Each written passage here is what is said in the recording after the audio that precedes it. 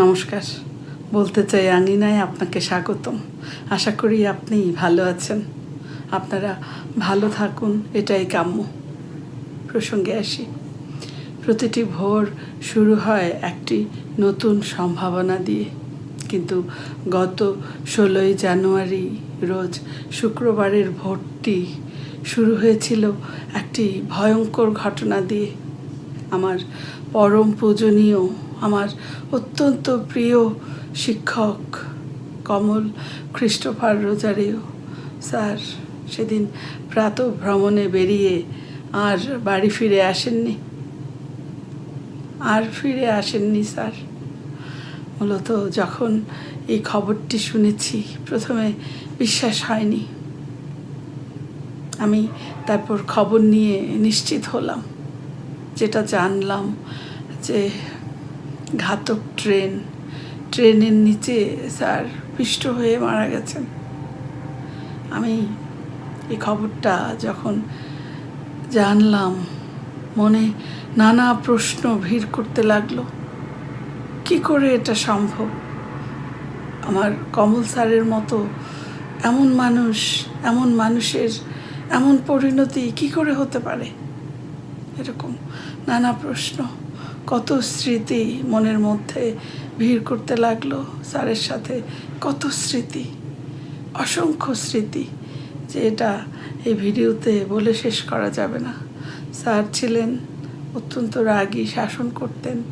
আবার যখন দরকার স্যার একেবারে বন্ধুর মতো ছেলে মেয়েদের সমস্যার সমাধান করতেন। উনি ছিলেন মূলত একজন সত্যিকারের শিক্ষকের যে বৈশিষ্ট্য দিয়ে একজন শিক্ষক হন, ঠিক তেমনটা। তো আমি ভাবছিলাম যে আমার এমন দায়িত্বশীল স্যারের সঙ্গে কেমন করে এটা হতে পারে। এরকম নানা প্রশ্ন আমার মনের মধ্যে ভিড় করছিল, আর আমি এই কয়েকদিন যাবৎ তার উত্তর হাতড়ে বেড়াচ্ছি। কিছুতেই যেন আমি শান্তি পাচ্ছিলাম না। এই স্যার আমার কতটা এই স্যারের অবদান আমার জীবনে, সেটা আপনারা একটা ঘটনা শুনলে বুঝতে পারবেন। যখন স্যার মারা গেছেন তখন আমার প্রিয়জনেরা এটা শুনে আমাকে বলছে যে তোমার মুখে স্যারের কথা এত শুনেছি যে আমরা স্যারকে কোনো দিন দেখিনি, কিন্তু তবু ওনাকে ভীষণ আপন মনে হয়।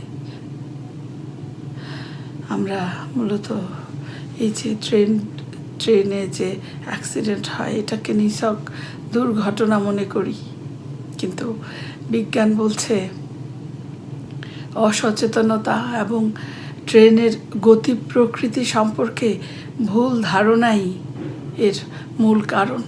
এই যে দুর্ঘটনাগুলো ঘটে, এর মূল কারণ হচ্ছে ট্রেনের যে গতি প্রকৃতি, এগুলো সম্পর্কে আমাদের ভুল ধারণা।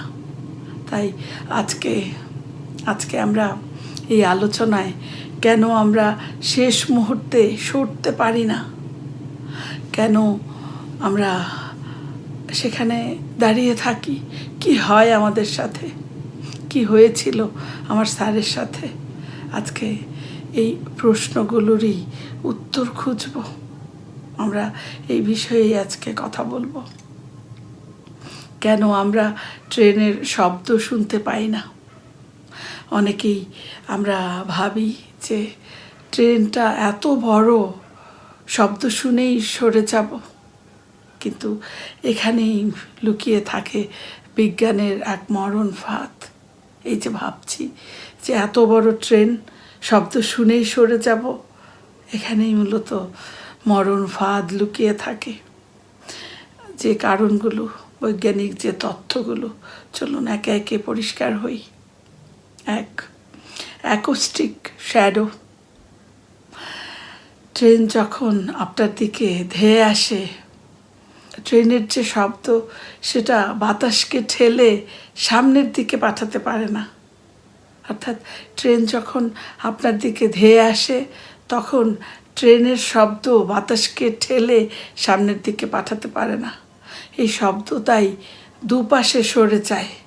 যদি আমরা একটা উদাহরণ দেখি, ধরুন যখন নদীতে কোনো বোট চলে, বোট চললে যে ঢেউয়ের তরঙ্গ, আমরা সেটাকে যদি খেয়াল করি, সেই ঢেউটা বোটের দুপাশে এবং পেছন থেকে আমরা দেখতে পারি, সামনে দেখা যায় না।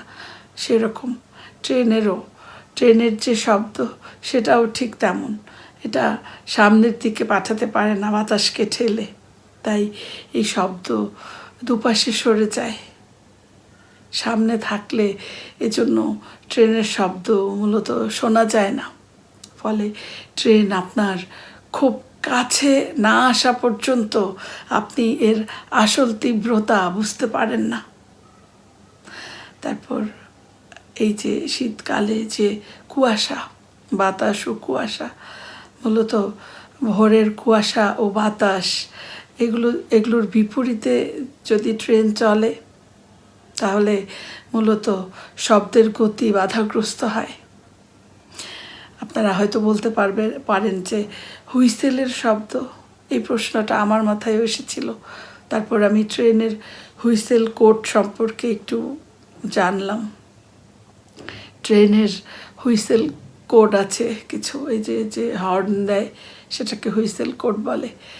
মূলত যখন স্টেশনে পৌঁছায় ট্রেন, তার আগ মুহূর্তে ট্রেন খুব জোরে লম্বা হুইসেল দেয়, যাতে করে স্টেশনে থাকা মানুষজন, যাত্রী সবাই সতর্ক হতে পারে।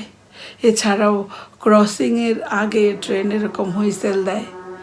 তারপর অনেক সময় রাস্তায় কোনো মানুষকে দেখে যদি ট্রেন চালক দেখেন যে রাস্তায় কোনো মানুষ আছে, তাহলেও হুইসেল দেন। কিন্তু অনেক সময় এমন হয় যে অসাবধানতায় হয়তো সেই চালক এটা মিস করে যান, রাস্তার সেই মানুষটিকে হয়তো মিস করে যান, তখন হয়তো হুইসেল দেয়া হয় না। মূলত এই যে বিষয়টা, এটা মূলত এই শব্দের যে নিয়ম, এই হুইসেল দেওয়ার যে নিয়ম, সেটা বড় কথা নয়। বড় কথা হচ্ছে আমরা কতটা রেল লাইন সম্পর্কে সচেতন সেটা। এর পরের যে কারণটা, বৈজ্ঞানিক কারণ, সেটা হলো দৃষ্টির বিভ্রম বা পারসেপচুয়াল এরর, মানে চোখের ভুল, দেখার ভুল। অর্থাৎ মানুষের মস্তিষ্ক ট্রেনের মতো বিশাল বস্তুর গতি নির্ণয় করতে প্রায় ভুল করে। এটা আমাদের মস্তিষ্কের ভুল। সেটা কীরকম দেখুন, বিজ্ঞানের ভাষায় একে বলে দ্য লোমিং ইফেক্ট। অর্থাৎ বিশাল কোনো বস্তু যখন সোজাসুজি আমাদের কাছে আসে, আমাদের দিকে আসে, তখন আমাদের চোখ এটাকে দেখে বুঝতে পারে না সেটি ঠিক কতটা দ্রুত আসছে, এটা দেখে বুঝতে পারে না চোখ। আপনি যখন ভাবছেন যে এখনও এটি অনেক দূরে আছে, ততক্ষণে এটি আপনার জীবনের সীমানা অতিক্রম করে গেছে। যেমনটা আমরা কিছুদিন পর শুনি যে ছবি তুলতে গিয়ে কিংবা ভিডিও বানাতে গিয়ে, সেলফি নিতে গিয়ে, আবার আমরা শুনি যে auto rickshaw, private car, microbus, এরকম যানবাহনগুলো প্রায়ই ট্রেন দুর্ঘটনার শিকার হন। তারা মূলত এই যে চোখের ভুল, যেটা দেখার ভুল, এটা হয়। ওনারা মনে করেন যে পার হয়ে যেতে পারবেন, ট্রেন অনেক দূরে আছে। আসলে এই ভুলটাই তাদের হয়, আর ঘটে ভয়াবহ দুর্ঘটনা। তারপর তৃতীয় যে কারণ, সেটা হলো ট্রেনের বিশাল ভর ও জড়তা। মূলত একটি সাধারণ যাত্রীবাহী ট্রেনের ওজন কয়েক হাজার টন হতে পারে। আর নিউটনের গতিসূত্রানুসারে এত বিশাল ভরের কোনো বস্তুকে হঠাৎ ব্রেক কষে থামাতে চাইলে এটা কোনোভাবেই সম্ভব নয়। হঠাৎ ব্রেক কষে এত বিশাল ভরের কোনো বস্তুকে থামানো সম্ভব নয়, এটি অসম্ভব। মূলত 100 কিলোমিটার বেগে চলা একটি ট্রেনকে ইমার্জেন্সি ব্রেক কষে থামাতে হলে 1 থেকে 1.5 মাইল দূরত্বের প্রয়োজন হয়। অর্থাৎ ট্রেনের চালক যদি আপনাকে রেল লাইনের উপরে দেখে যদি ট্রেনটাকে ব্রেক কষে থামাতেও চায়, তবুও সেটা আপনাকে আঘাত করে যাওয়া ছাড়া আর কোনো উপায় নেই। আপনাকে আঘাত করা ছাড়া অন্য আর কোনো সুযোগ নেই। মূলত এই যে বিষয়গুলো, এজন্য আমি সকল প্রাতঃভ্রমণকারী ও পথচারীদের তাই বিনীতভাবে বলতে চাই, এই রেল লাইন কোনো হাঁটার জায়গা নয়। আপনার সামান্য অসাবধানতা কেড়ে নিতে পারে আপনার অমূল্য জীবনটা, যার কখনো আপনি ফিরে পাবেন না। হেডফোন কানে দিয়ে রেল লাইনে হাঁটা, এটা মূলত মৃত্যুকে আলিঙ্গন করার মতো। এই যে আজকাল আমরা প্রায় কানে হেডফোন বা ইয়ারফোন লাগিয়ে গান শোনা, এটা আমাদের অভ্যাসে পরিণত হয়ে গেছে। কিন্তু এই রেল লাইনের আশেপাশে এটা সবচেয়ে বেশি প্রাণঘাতী হতে পারে, এবং এর পিছনেও রয়েছে বৈজ্ঞানিক কিছু কারণ। চলুন একটু জানি। 1, অডিটরি মাস্কিং। এই যে আমাদের মস্তিষ্ক একসাথে অনেকগুলো শব্দ গ্রহণ করতে পারে না। যখন আমরা হেডফোন লাগিয়ে উচ্চস্বরে গান শুনি, তখন আমাদের মস্তিষ্ক বাইরের যে শব্দগুলো, সেই শব্দগুলোকে অপ্রয়োজনীয় মনে করে ফিল্টার করে দেয়। আর কি হয় তার ফলে এই যে ট্রেনের তীব্র হর্ন বা চাকার ঘর্ষণ, এটা আমাদের কান পর্যন্ত পৌঁছালেও মস্তিষ্ক সেটাকে প্রসেস করতে পারে না। তারপর দ্বিতীয় যে কারণ, সেটা হচ্ছে বাইলেটারাল ইনহিবিশন। আধুনিক প্রযুক্তির এই যে হেডফোনগুলো আমরা ব্যবহার করি, এগুলো এমনভাবে তৈরি করা হয় যা বাইরের বাতাস বা শব্দকে আটকে দেয়, এবং এটি আমাদেরকে একটি কৃত্রিম জগতে নিয়ে যায়, যা আমাদেরকে এই যে আশেপাশের যে বাস্তবতা, সেই বাস্তবতা থেকে বিচ্ছিন্ন করে রাখে। তারপর তৃতীয় যে কারণ, সেটা হচ্ছে প্রতিক্রিয়ার সময়, অর্থাৎ রিঅ্যাকশন টাইম। মূলত গবেষণায় দেখা যায় যে যারা কানে হেডফোন লাগিয়ে গান শোনে বা যাদের কানে হেডফোন থাকে, তারা বিপদের সময় তারা মূলত তাদের যে প্রতিক্রিয়া দেখানোর ক্ষমতা, সেটা অন্যদের তুলনায় 30 থেকে 40% পর্যন্ত কমে যায়। 30 থেকে 40%।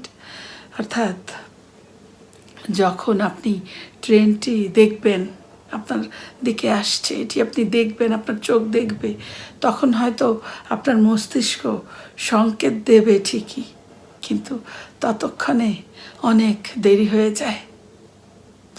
দয়া করে একটি কথা মনে রাখবেন, এই যে রেল লাইন গান শোনার বা কথা বলার জায়গা নয়।